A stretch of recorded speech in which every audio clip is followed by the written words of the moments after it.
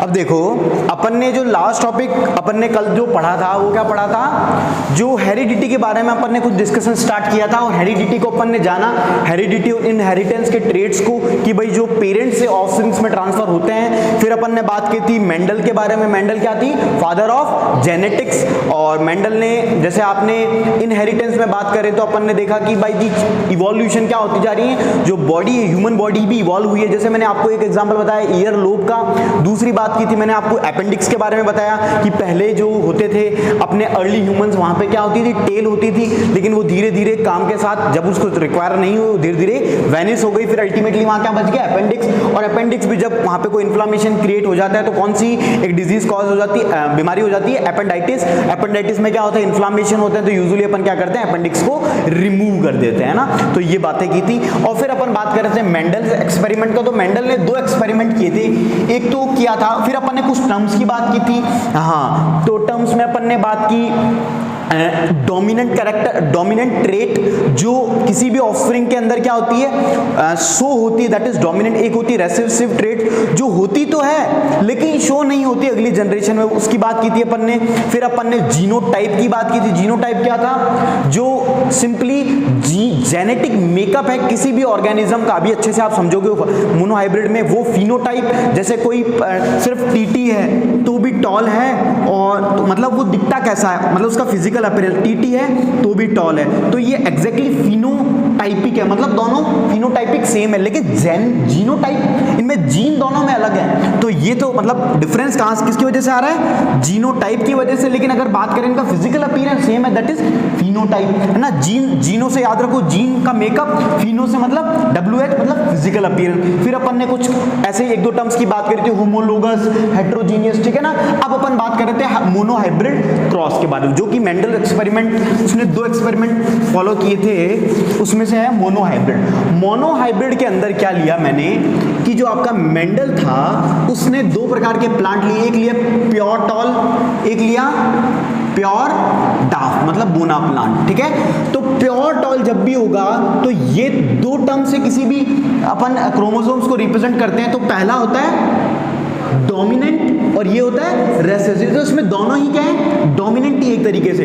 तो सिंपली कैसा है? प्योर टॉल है, और ये है अपना प्योर डार्क। अब जब भी इनका ऑफस्प्रिंग्स में ट्रांसफर होते हैं तो ये क्रोमोसोम्स, मान लीजिए टोटल क्रोमोसोम्स 23 होते हैं, तो 23 पेयर होते हैं। तो पेयर में से आधे ही ट्रांसफर होते हैं, दैट इज 23 नंबर ट्रांसफर होते हैं। तो एग्जैक्टली जितने भी क्रोमोसोम्स उसके आधे ट्रांसफर होते हैं। तो यहाँ पे कितने ट्रांसफर होंगे? सिर्फ T, ये ट्रेट ट्रांसफर होगी, ये T। और फिर अपन ने बात किया था, अपन ने इसको क्या करवाया था? Cross pollination. और क्रॉस पॉलिनेशन के बाद आपका क्या प्रोडक्ट बना था? TT। तो ये दिखने में कैसा होगा? ये भी टॉल होगा। मतलब F1 जनरेशन में आपका जो प्रोडक्ट बना, आपकी जो ऑफस्प्रिंग आई, आपकी जो जनरेशन आई, वो कैसी है? Exactly tall. मतलब इसके पेरेंट्स एक बोना था, एक प्योर टॉल था, लेकिन जो उसकी फर्स्ट जनरेशन आई वो कैसी है? एग्जैक्टली। लेकिन कहीं ना कहीं एक रेसेसिव ट्रेट आया है due to the mother father, जो भी है, जो भी ऑफस्प्रिंग की वजह से एक रेसेसिव ट्रेट रहा है ना। तो इतनी बात हो गई। अब क्या करेंगे अपन? इसी कंपोनेंट को क्या कराएंगे? Self pollination. सेल्फ पॉलिनेशन का मतलब क्या होता है तनु? सिंपली एक ही प्लांट के अंदर, एक ही फ्लावर के, या तो उसी फ्लावर के अंदर पोलन ग्रेन्स का ट्रांसफर करना, या फिर दूसरे फ्लावर के सेम प्लांट में। तो सेल्फ पॉलिनेशन अब अपन कराएंगे। तो अब देखो कैसे कराते हैं। यहां पे बात करते हैं, ये गैमेट्स हैं, ये 2 टेबल बनाएंगे अपन। ये T, अपने पास क्या कंपोनेंट है? T है और एक छोटा T है। तो सेल्फ पॉलिनेशन कराएंगे तो सेम ही जीन रहेंगे, तो T और T। अब देखो ये T कंबाइन होंगे तो क्या बना? TT। ये T कंबाइन हुए तो क्या बना? T small t। ये T तो डोमिनेंट को आगे लिखेंगे, तो ये T स्मॉल t और ये दोनों स्मॉल t। तो क्या इस प्रकार की कुछ टेबल बनी? ठीक है। अब यहां पे आपको ऑब्जर्व करना है कि कितने मेरे पास प्लांट बने, पी प्लांट चार मेरे पास इसकी ऑफस्प्रिंग्स आई। अब ये कौन सी जनरेशन है? फर्स्ट जनरेशन ये थी, तो ये कौन सी जनरेशन है बच्चों? F2 मतलब सेकंड जनरेशन। जैसे आपका होता है ना फर्स्ट जनरेशन के कंप्यूटर, सेकंड जनरेशन के laptop, third generation, fourth generation, fifth generation. अभी आप जैसे अभी आपने कोई 1-2 साल में किसी ने लैपटॉप लिया है? बहुत साल पहले लिया था। कब लिया था? 2017 में। तो आपने 2017 में यूजुअली i3 प्रोसेसर लिया होगा, मेरे हिसाब से i5 लिया होगा। अच्छा, आपको स्पेसिफिकेशन छोड़ो, है ना। तो वो यूजुअली होता था अच्छे से अच्छा 50-55 हज़ार का लिया होगा तो शायद 8 जनरेशन या 7 जनरेशन का आया होगा। अभी जो लैपटॉप आ रहे हैं 60,000 वो आ रहे हैं लास्ट ईयर तक 10th जनरेशन। तो क्या हो रही है उसकी, एक हर जनरेशन आती जा रही है। जैसे पहले विंडोज XP आती थी, फिर विंडोज, है ना, उससे पहले विस्टा आया करती थी, फिर विंडोज XP के अंदर भी वर्जन आए, फिर विंडोज 8 आई, फिर विंडोज अभी कौन सी चल रही है? 10 चल रही है। तो ऐसे जनरेशन, तो ये कौन सी जनरेशन है? Second generation. मतलब इस जनरेशन के बाद जो अगली जनरेशन है। तो अब इसमें क्या ऑब्जर्व करने की चीज है? तो मैंने देखा पहली जनरेशन में सभी के सभी जो ऑफस्प्रिंग्स बने वो कैसे बने? टॉल। यहां पे देखते हैं ये कैसा होगा दिखने में तनु? टॉल। गुड, ये टॉल है। यहाँ पे ये लिख दीजिए, ये टॉल, ठीक है। ये कैसा होगा दिखने में? टॉल। दिस वन, और ये डार्क। कहने का मतलब ये है कि 4 मतलब मान लीजिए 4 इसके बच्चे हुए, उसमें से 3 कैसे हुए? टॉल हुए। लेकिन जो एक कैसा हुआ? डार्क हुआ। जो पहली जनरेशन में डार्कनेस की जो कैरेक्टरिस्टिक शो नहीं हुई थी वो उसकी नेक्स्ट जनरेशन में शो हुई। इसका कहने का मतलब ये होता है लाइक आपके पेरेंट्स सपोज दोनों ही टॉल हैं, है ना, और आप भी सपोज टॉल हुए, तो कोई श्योरिटी नहीं है कि जो अगली जनरेशन आएगी वो भी टॉल होगी। कि क्या पता एक रेसेसिव ट्रेट डार्क की भी हो, मतलब एक मीडियम की भी हो, तो वो अगली ट्रेट में ट्रांसफर हो सकती है। तो ये यहां से शो हुआ। तो कहने का मतलब ये सारी की सारी जो आपकी ऑफस्प्रिंग है वो टॉल नहीं हुई। तो किस रेशियो में हुई? 3:1। तो मतलब टॉल का रेशियो 3 और डार्क का रेशियो 1। और या फिर ऐसे कह सकता हूं 3/1 की परसेंटेज कैसे निकालेंगे? 3/4 × 100 ऐसे ही होता है। ये मैथ में पता होगा। इसकी कितनी? 1/4 × 100। तो ये कितनी हुई? 75%, और ये 25। मतलब 75% जो जनता है वो कैसी हुई? टॉल हुई, और 25% जनता कैसी हुई? स्मॉल हुई, मतलब डार्क। तो ये आपका जो क्रॉस था, इसको मेंडल ने क्या बोला? Mono hybrid. मोनो क्यों बोला? यहां पे आपने एक टाइम पे सिर्फ एक कैरेक्टरिस्टिक को लिया था, यहां पे मिक्सिंग नहीं किया आपने कि टी स्मॉल टी ऐसा नहीं लिया, प्योर टॉल लिया और प्योर ही डार्क लिया। तो इस क्रॉस को क्या बोला? Mono hybrid cross. तो सेल्फ पॉलिनेशन के बाद आप ये वाला डायग्राम बनाइए, है ना, इसी के नीचे, है ना, सेल्फ, यहां से टी के करते हैं, नीचे सेल्फ पॉलिनेशन। समझ में आया सभी को?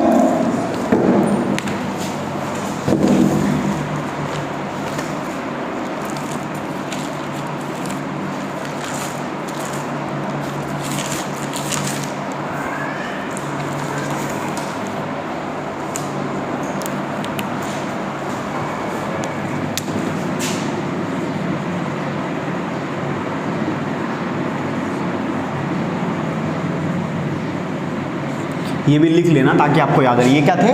पेरेंट्स। ये क्या था? इसका ट्रांसफर ऑफ गैमेट, जो गैमेट ट्रांसफर हुआ।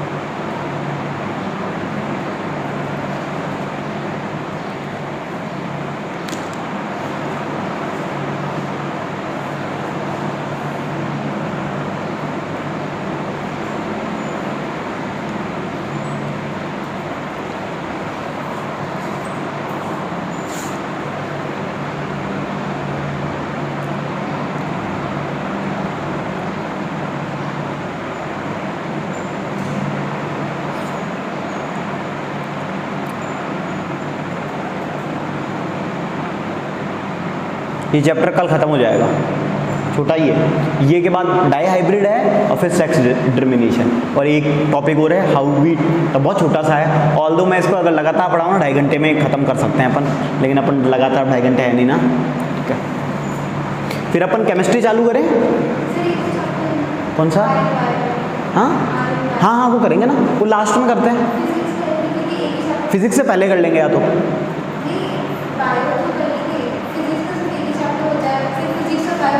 नहीं वो चैप्टर थोड़ा सा लेंदी है, तो थोड़ा मैं सोच रहा हूँ पहले केमिस्ट्री कर लेते हैं कुछ, है ना, थोड़ा वो थोड़ा सा लेंदी है ना, इसलिए। बन गया? चलो फिर मोनो हाइब्रिड, तनु बन गया आपका? चलो लिखो, मोनो हाइब्रिड क्रॉस में लिखिए the cross in which Mendel showed inheritance of dominant and कैसी ट्रेट, किसको? Recessive trait, very good. Dominant and recessive characters और ट्रेट इज recessive characters और trait is monohybrid cross.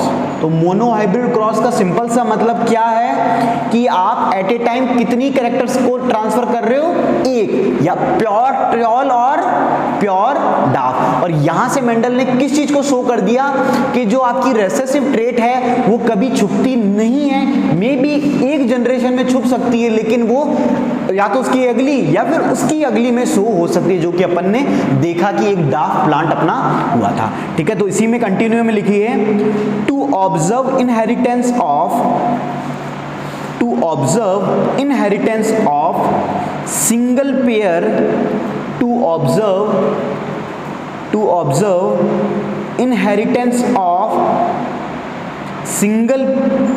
Of contrasting characters, to observe inheritance of single pair of contrasting characters। ठीक है, next point लिखिए, अब इसके बारे में लिखो। Now he took pure tall और ब्रैकेट में लिखिएगा जीनोटाइप। कैसा जीन लिया इसने? जीनोटाइप प्योर टॉल के लिए टीटी, ठीक है ना। प्योर टॉल ब्रैकेट में लिखे genotype double capital TT bracket close, and pure dwarf bracket में लिखे genotype small T.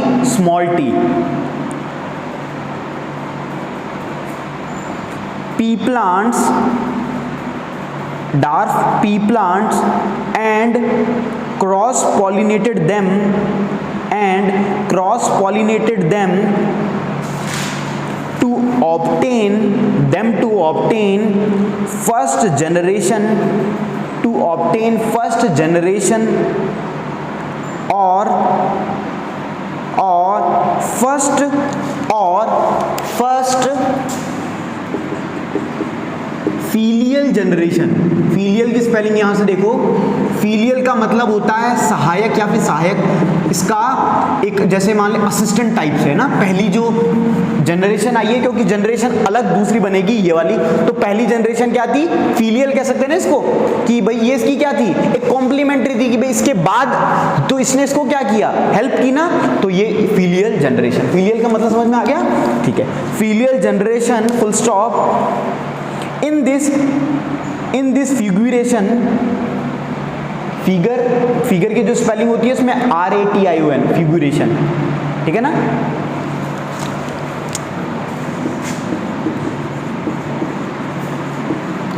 In this फिगुरेशन F1, ठीक है ना, कौन सा फिगर है?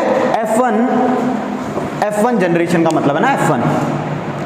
इन दिस फिगुरेशन ब्रैकेट में F1 लिख लीजिएगा और देन लिखिए ही ऑब्टेन्ड। F1 में क्या ऑब्टेन हुआ उसे? ओनली कैसा प्लांट? Toll plant. तो लिखिए ही obtained only tall plants tall plants, full stop. This meant that one of the parental traits, this meant that only one of the parental traits was seen, not the mixture of two, full stop. The plants of F generation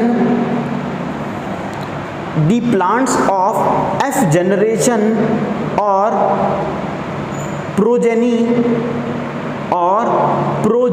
spelling आती है, plants of F generation और progeny, PROGENY, progeny का मतलब पता है, daughter cells या फिर simply offsprings, ठीक है ना, जो संतान है वो क्या हो गई, प्रोजेनी, जो आपकी ऑफस्प्रिंग्स है, जो भी पेरेंट्स की, ठीक है ना, progeny are then self pollinated to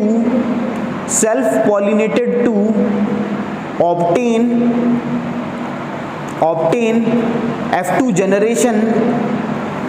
generation और progeny, F2 generation और progeny, full stop, ठीक है ना। नेक्स्ट पॉइंट लिखिए, now all plants were not toll. अब F2 के अंदर क्या है, सारे प्लांट्स टॉल नहीं है ना, हाँ, तो लिखिए now all plants were not toll, full stop. He obtained 75%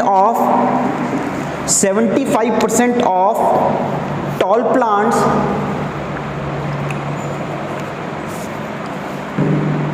75% of tall plants and 25% dwarf plants. That is the phenotypic ratio, अब यहां पे मेरे को कोई बताएगा phenotypic ratio क्या हुआ, 3:1। फिनोटाइप मतलब सिंपली फिजिकल अपीयरेंस, तो 3 टॉल हैं और एक क्या है, डार्क, तो फिनो का मतलब होता है फिजिकल, तो 3:1, तो phenotypic ratio 3:1, full stop. This indicates that in F generation, both tall and dwarf traits were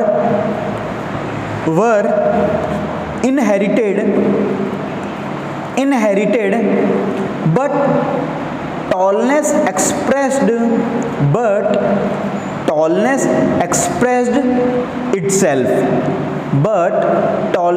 expressed itself, full stop। Next point लिखिए, tallness is a dominant trait and dwarfness is a recessive trait, full stop, full stop। F2 generation has a genotypic ratio of, तो अब बताएगा यहाँ पे genotypic ratio क्या होगा, ठीक है। अब वो जीनोटाइप का मतलब सिंपली क्या होता है, आपको जीन्स का मेकअप देखना है। तो अब यहाँ देखो कितने प्रकार के अलग अलग प्लांट्स हैं, एक तो टीटी का है, ठीक है, एक है टीटी, एक ही है ना ये टीटी कैपिटल, छोटा एक बड़ा टी, एक छोटा टी, कितने हैं, 2, और स्मॉल टीटी कितने हैं, 1। तो यहाँ पे जीनोटाइप का क्या रेशियो हो गया, 1:2:1। और अगर फिनोटाइप पूछा जाए तो simply physical appearance, that is 3:1। तो लिखिए genotypic ratio, F2 generation has a genotypic ratio of 1:2:1 of three types of plants represented by capital T comma capital T small T and small T as shown in the cross, ठीक है। तो ये बात हो गई किसकी, अपनी monohybrid cross की। समझ में आया सभी को?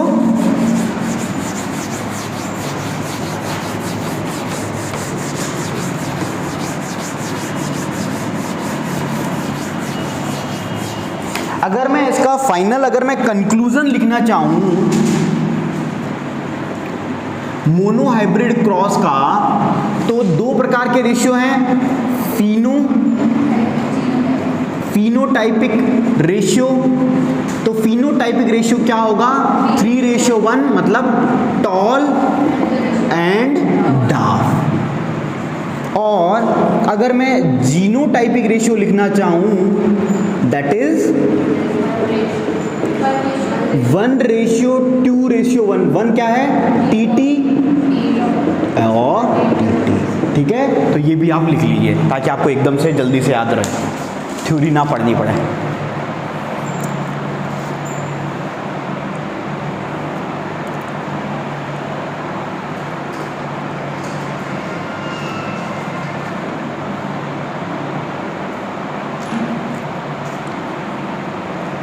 ठीक है।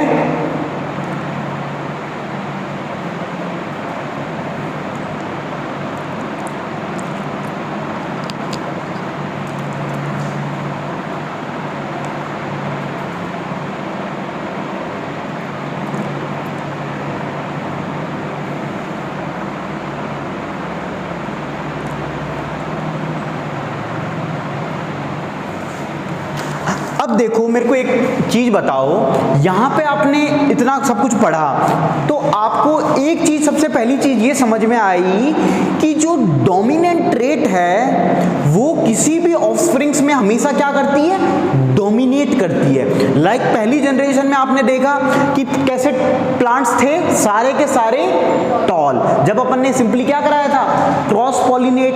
फिर देन अपन ने क्रॉस के बाद उनको सेल्फ भी करवा दिया, उसके बावजूद क्या हुआ, जो टॉल प्लांट्स थे उसका परसेंटेज कितना था, 75%, और जो डाफ का था, जो रेसेसिव ट्रेट थी, वो क्या थी, 25%। तो मेंडल ने इस चीज को ऑब्जर्व करके एक आपको लॉ दिया। कोई भी एक्सपेरिमेंट होता है तो उससे फाइनली अपन को क्या मिलता है, लॉ। तो यहां पे लॉ दिया गया मेंडल्स के द्वारा।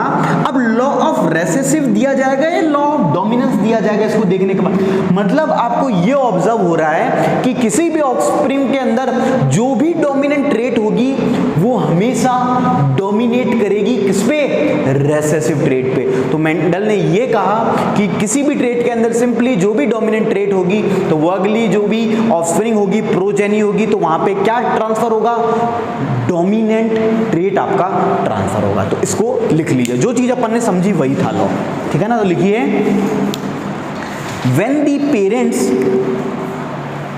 लेकिन कंडीशन क्या है यहां पे, आपकी जो पेरेंट्स हैं उसमें कैसी ट्रेट होनी चाहिए, प्योर ट्रेट, प्योर, ठीक है ना। ये भी कौन सा केस है, मोनोहाइब्रिड का, बस। तो लिखिए, when the parents having pure contrasting characters, when the parents having pure contrasting characters are crossed, then only one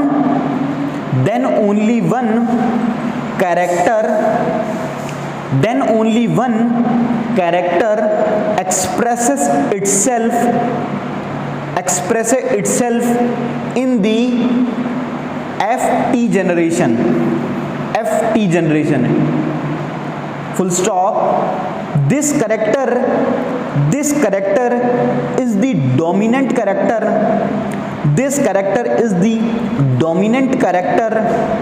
and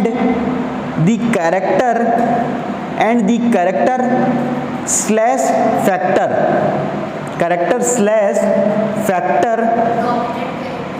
dominant character and the character slash factor which cannot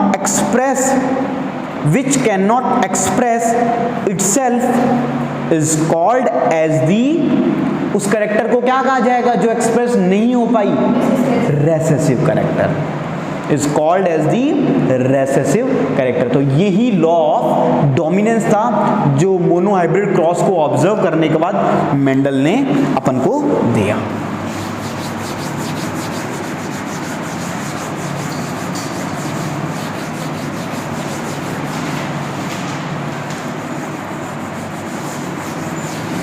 समझ में आया सभी को? इजी था ना?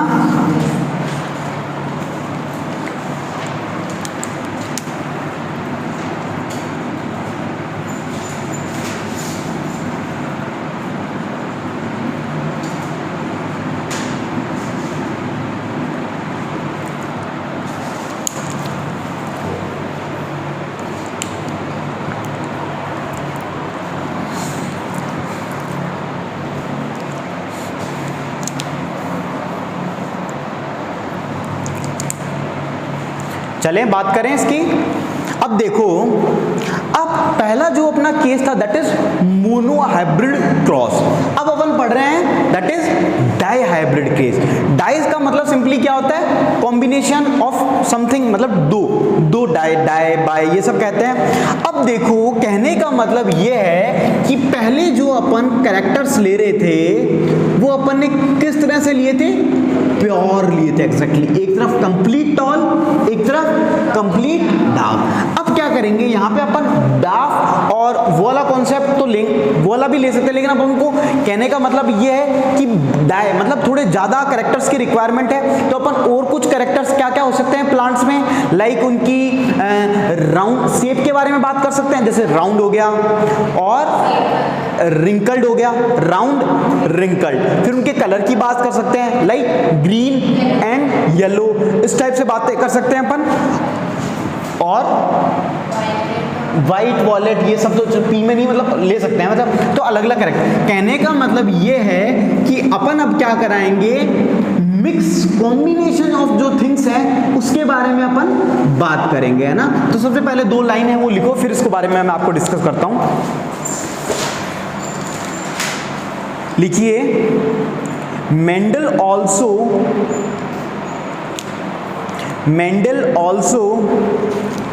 carried out experiment to observe inheritance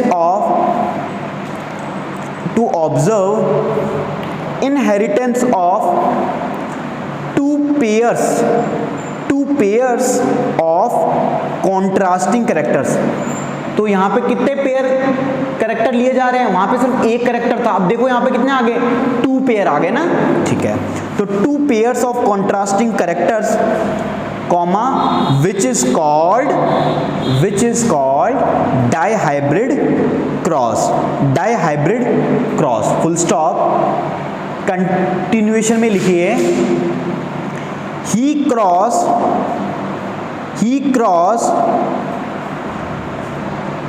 breed pea plants, या simply pea plants भी लिख सकते हो। he cross pea plants bearing round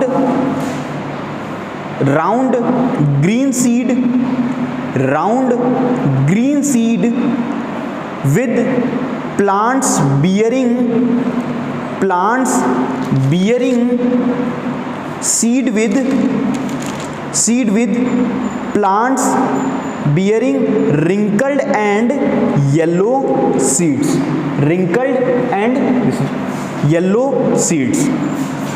तो अपन ने यहां पे कितने का कॉम्बिनेशन लिया है, bearing wrinkled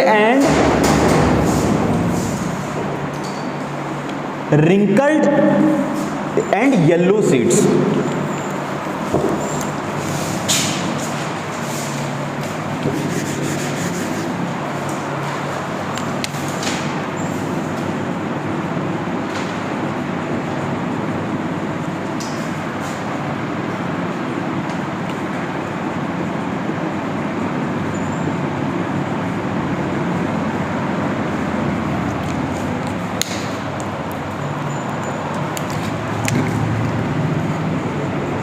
ये राउंड क्या है इसके अंदर, डोमिनेंट ट्रेट है, और जो ग्रीन है दैट इज रेसेसिव, और यहां पे रिंकल कैसी है, और येलो क्या है, डोमिनेंट। अब अपन इसको क्या कराएंगे, क्रॉस पॉलिनेट करवाएंगे। अब यहां से क्या प्रोजेनी ट्रांसफर होगी, गैमेट ट्रांसफर होगा, आर,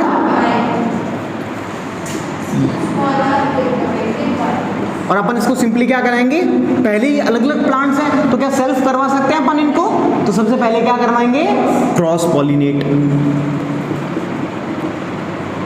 हकीकत में ये पढ़ना तो बड़ा इजी है, सोचो उसने जब फिजिकल किया होगा तो कितना मतलब एक अजीब सा टास्क है ना, कि एक उसका खुद ही क्रॉस पॉलिनेट करवा रहा है, खुद ही तो कर रहा है भाई, किसी भी मीडियम के थ्रू मैनमेड तरीके से, है ना, उसके पोलन ग्रेन्स को ले जाके वहां ले जाना, है ना, फिर उसको ऑब्जर्व करना काफी दिनों तक बैठ के, अच्छा कौन नाटा हो रहा है, कौन भुना हो रहा है, कौन लंबा हो रहा है, कितने 24,000 पौधों पे किया था। हाँ ये हो सकता है ना। तो क्रॉस पॉलिनेशन इसको करवाया। अब क्रॉस पॉलिनेशन पे क्या ऑब्जर्व हुआ, ये ऑब्जर्व हुआ। तो अब मेरे को तनु बताना, ये जो प्लांट बना ये कैसा होगा बताओ। अब आपको पता है सब टर्म्स का मतलब कैसा होगा बताओ। सबसे पहले इस टर्म को पढ़ते हैं, इसकी शेप कैसी होगी, राउंड होगी या रिंकल्ड होगी, राउंड होगी। क्यों, क्योंकि आर है तो लिख देते हैं राउंड, सिंपल। और ये किसको बता रहा है, उसके कलर को। तो यहां पे कौन सा डोमिनेंट है, कैपिटल वाई, कैपिटल वाई मतलब येलो, तो क्या बना, राउंड येलो बना। कौन सी प्रोजेनी या फिर कौन सी जनरेशन में, एफ जनरेशन में, ठीक है। तो इतना बनाओ, तब तक मैं लेता हूं चुस्की।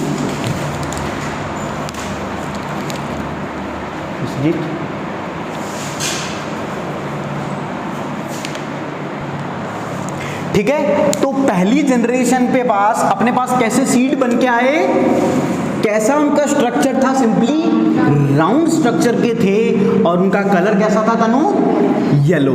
तो लेकिन जब अपन ने उनको इनिशियली लिए तो अपन ने दो प्रकार के क्रॉस लिए, राउंड ग्रीन लिया एक कलर, एक रिंकल लिया, एक येलो लिया। लेकिन आप एक चीज ऑब्जर्व करो, यहां पे डोमिनेंट ट्रेट क्या था, सभी देखो राउंड, यहां पे डोमिनेंट ट्रेट क्या था, येलो। तो पहली जनरेशन में क्या आया, लॉ ऑफ डोमिनेंस। बात समझ में आई। अब अपन इनको अगेन क्या करवाएंगे, सेल्फ पॉलिनेट करवाएंगे, ठीक है। अब सेल्फ पॉलिनेट करवाना है अपन को, तो अपन क्या करेंगे, सिंपली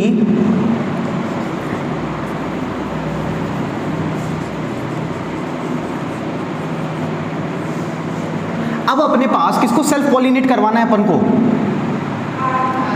अब मेरे को बताओ यहां पे क्या क्या कंपोनेंट्स अपन लिखेंगे।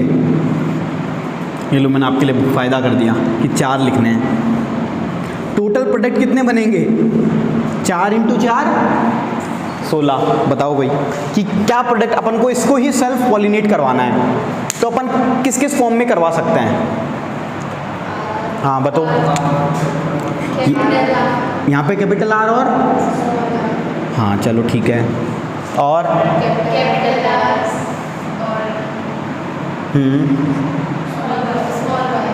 स्मॉल, ओके बताओ, कैपिटल आर। अब मेरे को एक चीज देखो, अब ये यहां पे क्या है, अल्टीमेटली ये ट्रेट ट्रांसफर हुई यहां से। तो अपने पास जो बेसिक स्ट्रक्चर था, जैसे पहले केस में अपने पास क्या था, टी और टी बना था। ये टी का मतलब ये 2 कंपोनेंट ही तो थे अपने पास, गैमेट है ना भाई, ये 2 गैमेट ही तो थे। अब अल्टीमेटली अगर अपन बात करेंगे कि इनके स्ट्रक्चर पे, तो जैसे मान लीजिए अभी जैसे यहाँ पे एट ए टाइम क्या प्रेजेंट होते हैं, ये डोमिनेंट ट्रेट है, मतलब एक तो सीड का स्ट्रक्चर होगा और एक कलर होगा। तो एक केस डोमिनेंट का हो जाएगा आर वाई, फिर एक आर एक स्मॉल वाई, ठीक है। ये हो गए दोनों डोमिनेंट के। फिर ये तो राउंड का हो गया। रिंकल्ड के लिए क्या करेंगे, आर, और मान लीजिए आप रिंकल्ड है तो येलो, इस तरह से। और रिंग आर, और सेम टू सेम ये कॉपी कर देंगे इधर भी। अब ये टेबल आप बनाओ, यहां पे सभी बनाओ,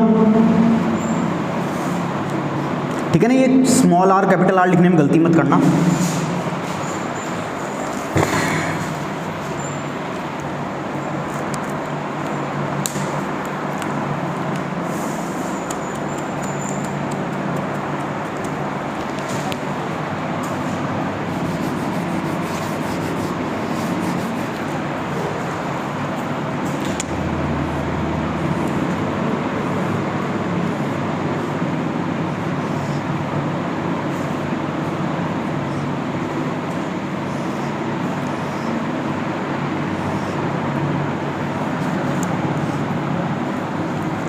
अब इधर देखो, चलो बना रहे हो, चलो आप भी बनाओ, मैं बना रहा हूं।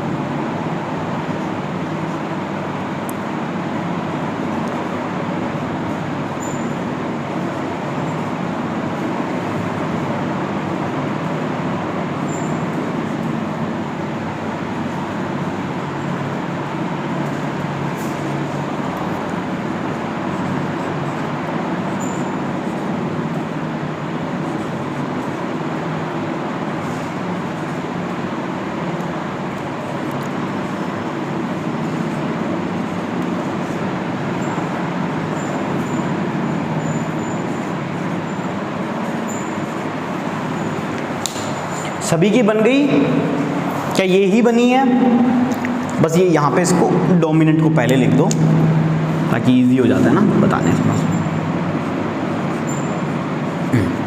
ठीक है, कुछ नहीं है, सिंपली जो यहाँ है वो यहाँ लिख दो।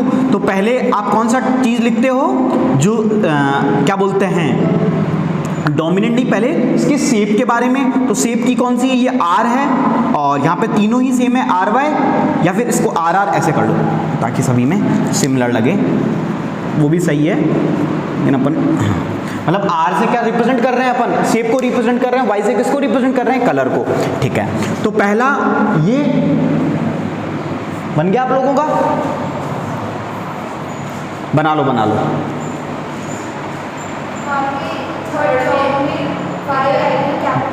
दिस में ये वाला ये आर, ओके ओके ओके, हाँ वेरी गुड सही है।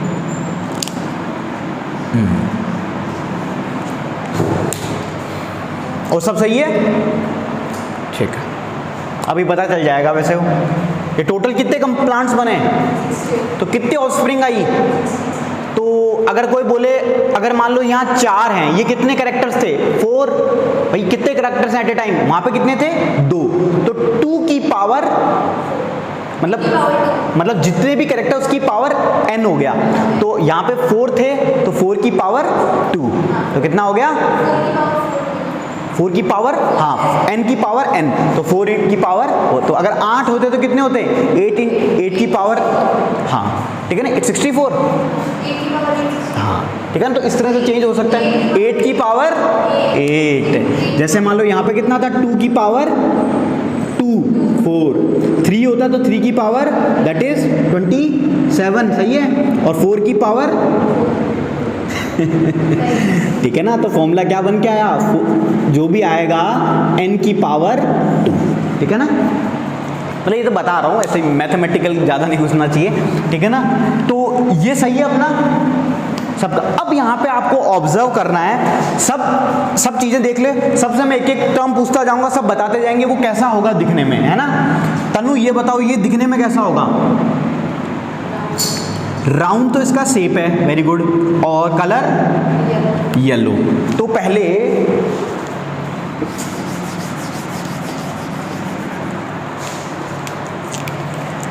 राउंड येलो, राउंड येलो, ये कैसा, किसका कलर कैसा है? Round yellow. तो काउंट कर लेना, एक हो गया, याद रखना। ये कैसा है इसका, ये कैसा होगा? तो कितने हो गए? 2। आप बताना ये कैसा है? राउंड येलो, कितने हो गए? 3। ये कैसा है इसका कलर, मतलब इसका स्ट्रक्चर? राउंड येलो, कितने हो गए? 4। ठीक है, आपका होगा। आप बताओ, 4 हो गए राउंड येलो, याद रखना। ये कैसा है? कितने हो गए? 5 हो गए। ये कैसा है? राउंड, एक बार के लिए यहाँ 5 लिख लूँ, राउंड ग्रीन, एक और नया आ गया निकल के, राउंड ग्रीन, सब वेरीफाई भी करते रहना। ये क्या है? Round yellow. यहां तक हो गए ना? ये बताओ ये कैसा है? Round green. तो राउंड ग्रीन कितने हो गए? 2। ठीक है। विश्वजीत ये क्या है? राउंड येलो, तो कितने हो गए? ठीक है। ये क्या है? ये क्या है? Wrinkled yellow. तो एक कंपोनेंट और आ गया, रिंकल्ड येलो। याद रखना कितना हो गया? अभी 1 हो गया है, ये है ना। ये कैसा है? कितना हो गया? 1 को। ठीक है। आप बताओ ये क्या है? Round yellow. ये राउंड ग्रीन। दीपिका आप बताओ, रिंकल्ड येलो। अच्छा, रिंकल्ड येलो है ना, ठीक है। और ये कैसा है? Wrinkled green. तो ये कितने हुए? 5 + 4 9, 4 और 3, 9 + 4 कितना हुआ? 13, 13 + 3 टोटल 16। इसका मतलब ना सही है। तो अब अपन देखते हैं कि राउंड येलो कितने निकल के आए मेरे पास? 9। हाँ,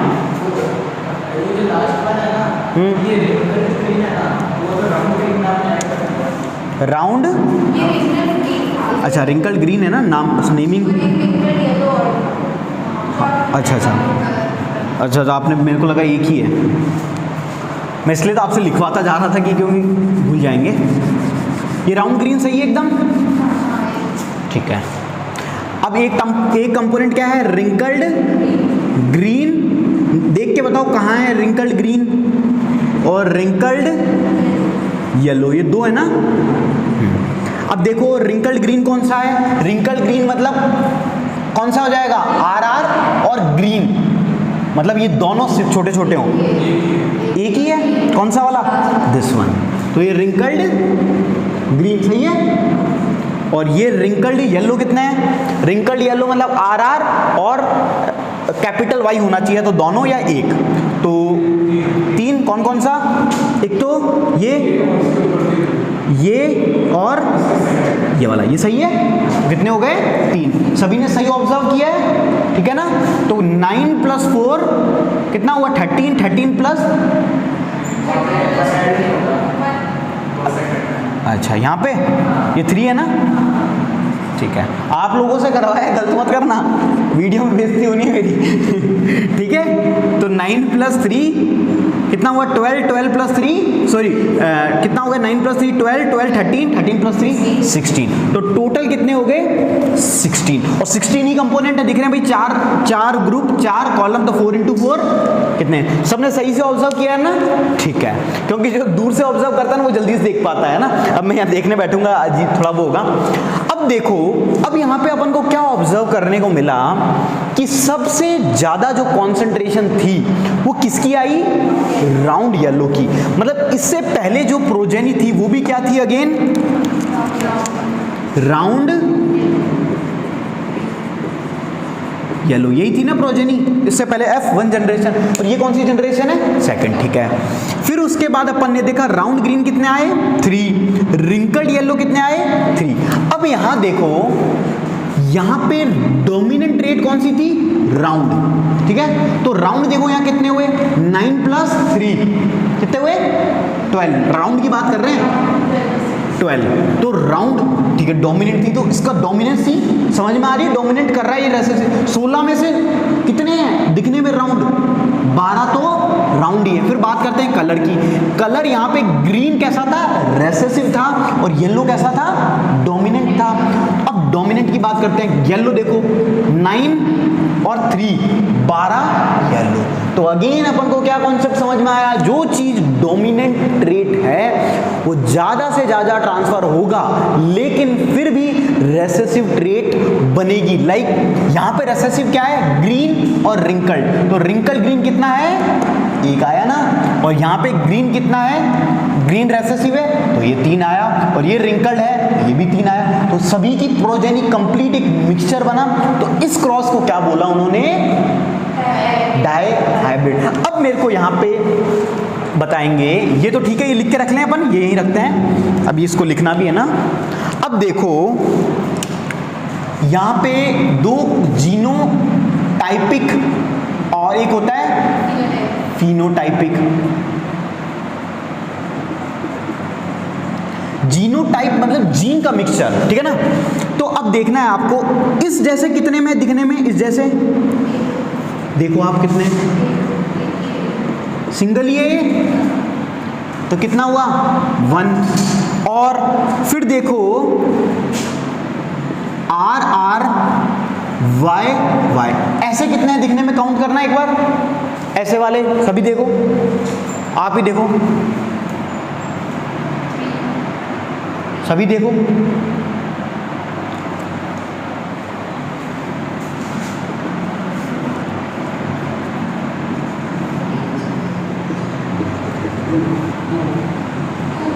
कितने हैं ऐसे? पक्का 2 है, ठीक है। ऐसे कितने हैं?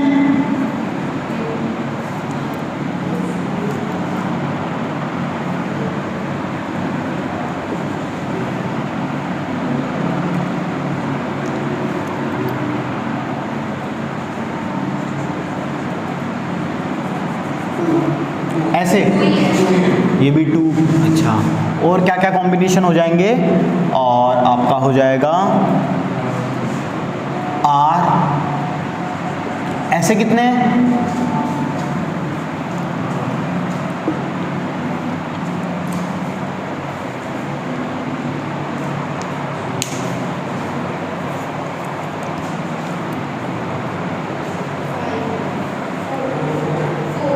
फोर है, ठीक है। बस मैं आपको इतना समझाना चाह रहा हूं कि ये जो चीजें हैं, ये जो आप 1 बता रहे हो, 2 बता रहे हो, फिर 2, फिर आर का कितना निकला लास्ट वाले का?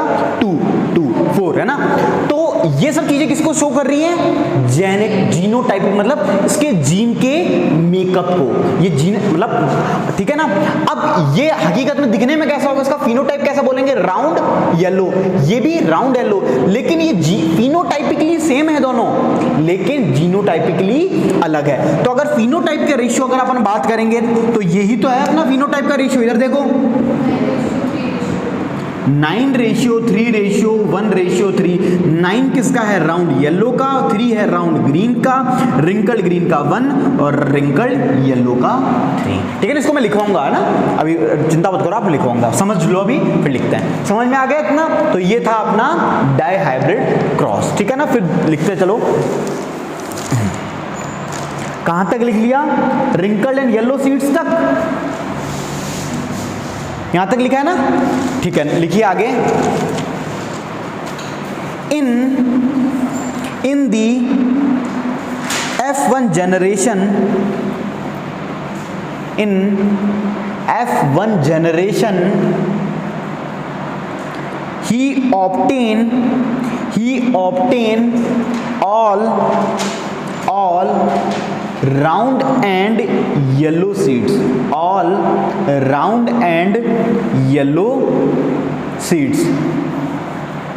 It means it means round and yellow traits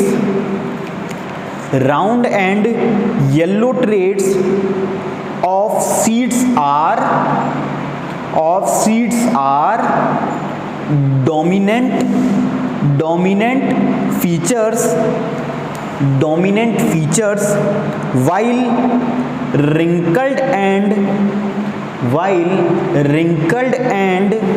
green are recessive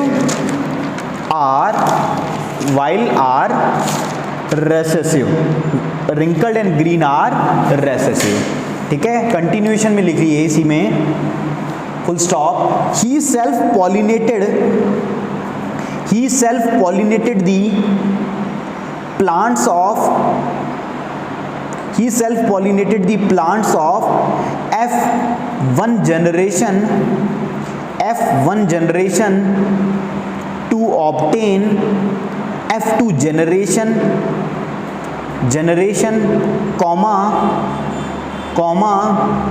he obtained 4 different types of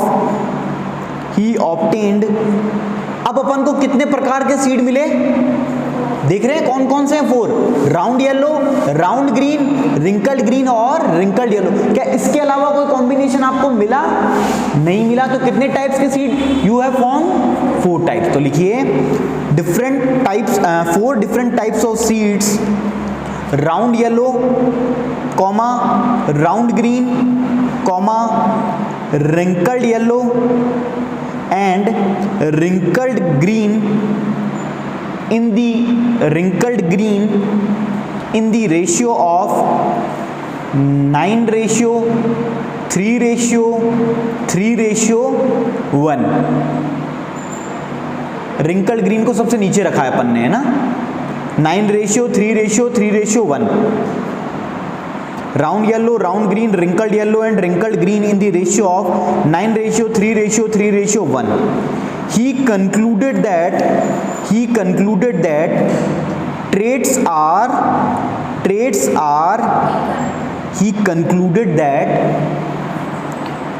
are independently inherited traits। ठीक है, और कंक्लूजन लिख के वो वाला पॉइंट लिख लो, ये राउंड येलो राउंड ग्रीन कितने हुए हैं, है ना, ताकि याद रहे आपको। कंक्लूजन करके लिख लेना।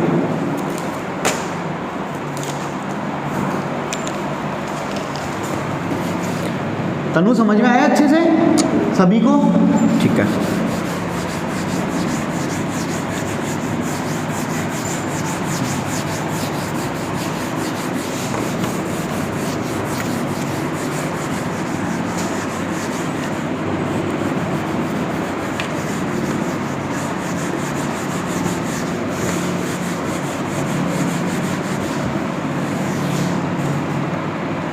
मिटा दूं?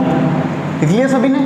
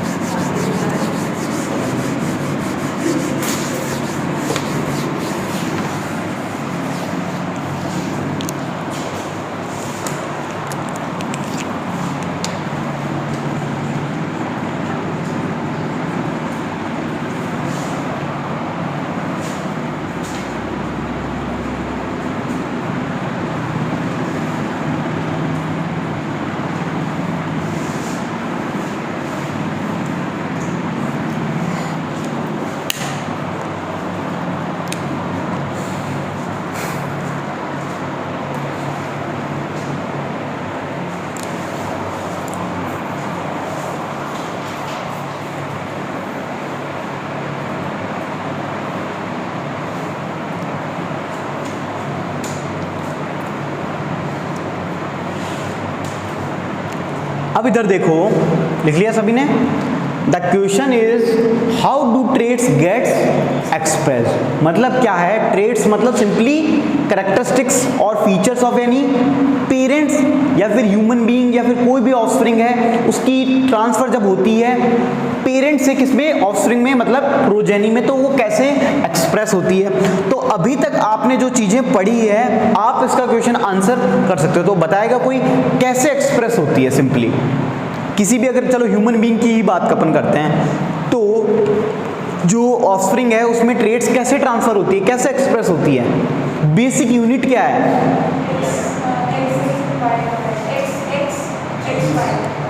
जीन्स। पहली थिंग जीन्स, वो तो अपना सेक्स डिटर्मिनेशन है कि भाई बॉय होगा गर्ल होगा, वो अलग नहीं। अपन यहाँ पे बॉय गर्ल की बात कर ही नहीं रहे हैं। लाइक बॉय गर्ल, भाई शकल वाइज तो कोई भी कैसा हो सकता है, अपन उसके फीमेल है या फिर मेल है उसकी बात नहीं कर रहे हैं, अपन सिंपली किसकी बात कर रहे हैं, कैरेक्टरिस्टिक्स की। भाई पेरेंट की, फादर की कैरेक्टरिस्टिक्स उसकी डॉटर में भी ट्रांसफर हो सकती है, उसके सन में भी ट्रांसफर होकर दोनों में होती है। तो उसकी जो बेसिक यूनिट आती है, सबसे पहली चीज आती है जीन। पहली चीज तो अपन को ये समझ में आई है ना। और जीन का जो सबसे कोर कंपोनेंट अपन जो बात करते हैं, डीएनए, जो अल्टीमेटली जो ट्रांसफर होता है आपका, क्या ट्रांसफर होता है, डीएनए की क्या बनती है, कॉपीज बनती है सिंपली, और कॉपीज बनती है और with the help of chromosomes. तो अभी जैसे बात करेंगे, टोटल क्रोमोसोम्स के पेयर कितने होते हैं ह्यूमन बीइंग में, 23 में से दो प्रकार के क्रोमोसोम्स होते हैं, अभी अपन आगे बात भी करेंगे। एक 22 और एक को अलग सेपरेट रखेंगे। 22 एक को बोलते हैं ऑटोसोम्स, एक को बोलते हैं सेक्स क्रोमोसोम। ठीक है, सेक्स क्रोमोसोम मींस वो क्रोमोसोम्स जो ऑफस्प्रिंग होगी, जो भी बच्चा होगा वो मेल होगा या फीमेल होगा, वो किस पे डिपेंड करेगा, आपके सेक्स क्रोमोसोम पे। और जितनी बाकी की कैरेक्टरिस्टिक्स है बची हुई, वो किस पे डिपेंड करेगी, ऑटोसोम पे। Like the height, like the colour, like the characteristics, उसकी वॉइस, उसका मुंह का स्ट्रक्चर, सब कुछ, हाइट मतलब हाइट, ये सब जो चीजें हैं वो किस पे डिपेंड करेगी, आपकी ऑटोसोम। तो अभी अपन बात कर रहे हैं ट्रेट्स के बारे में। तो ट्रेट्स किससे रिलेटेड हो गई, ऑटोसोम्स पे। ठीक है ना, ये तो डिटर्मिनेशन पे बात आ जाएगी।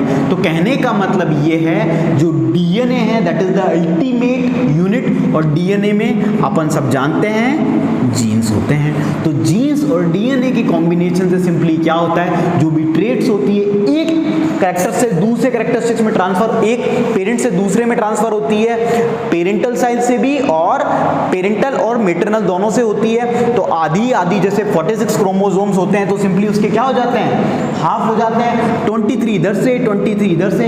अब 46 ही क्यों रहते हैं, ये आपको मैंने पहले भी बताया था।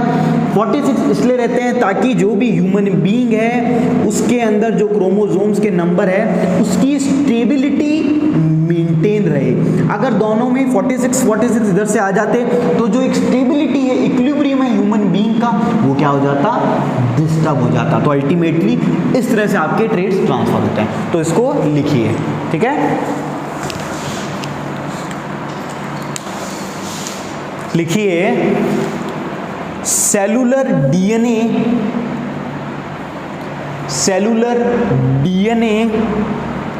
is the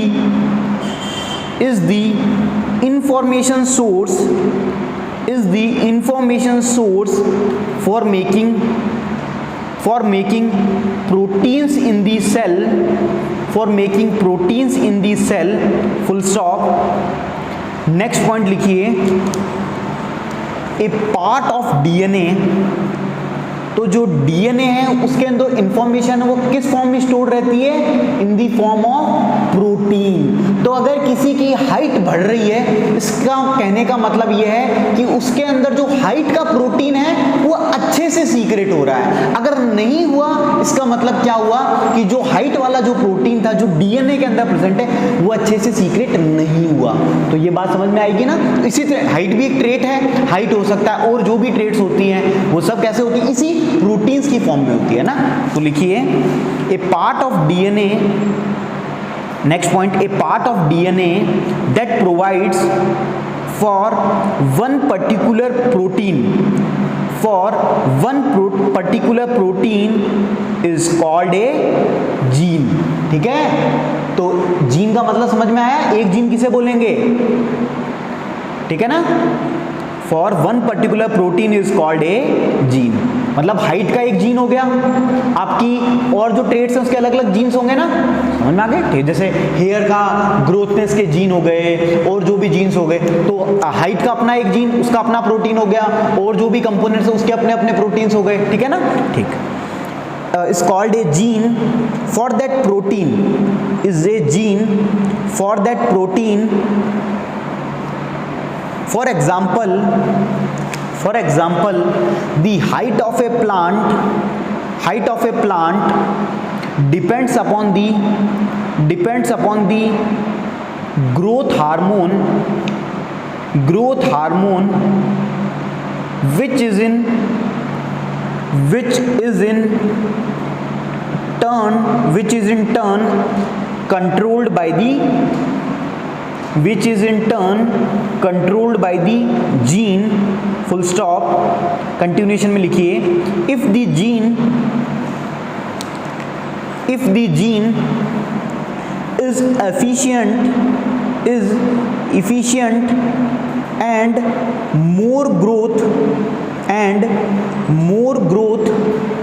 hormone is secreted, the plant will grow tall, full stop. If the gene for that particular protein gets altered and less of it is secreted when the plant will remain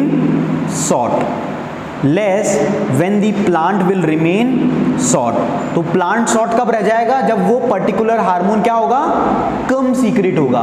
ठीक है, and the less of it is secreted when the plant will remain short। ठीक है ना, एक last point लिख लीजिए फटाफट इसी में, both the parents contribute equally to the DNA of next generation during sexual reproduction, full stop. They actually contribute a copy of the same gene,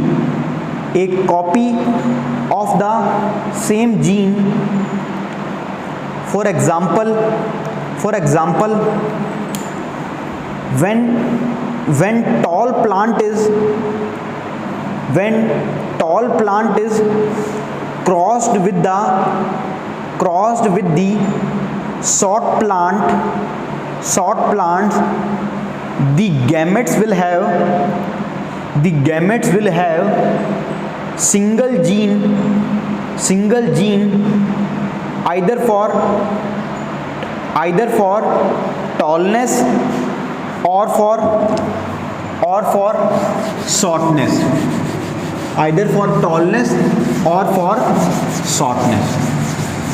ठीक है ना। तो ये बात हो गई अपनी ट्रेड्स की ट्रांसफ़र कैसे होता है, आगे बात करते हैं कल।